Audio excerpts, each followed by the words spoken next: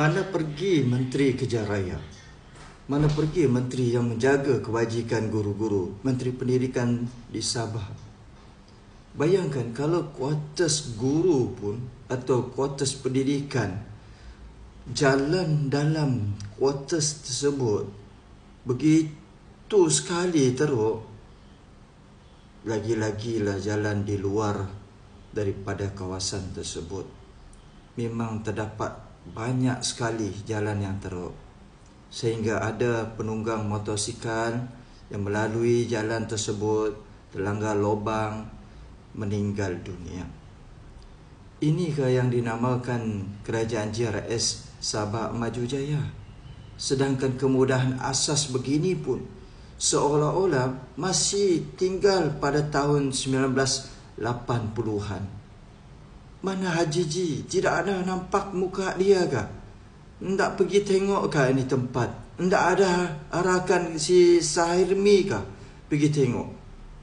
Inilah yang dikatakan umum peruntukan berbilion-bilion untuk rakyat kononnya, tetapi yang benda asas begini pun tidak dapat dijaga oleh Haji Ji dan kerajaan JRS.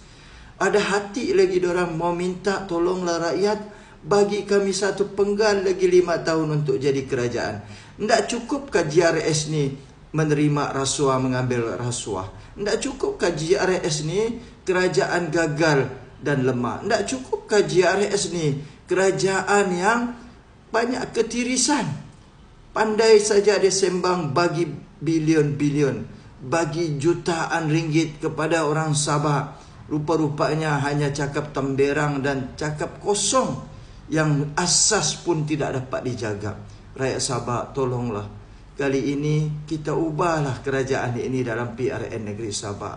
Kalau mau nampak perbezaan dan perubahan, pembangunan yang lebih baik, buanglah ini JRS.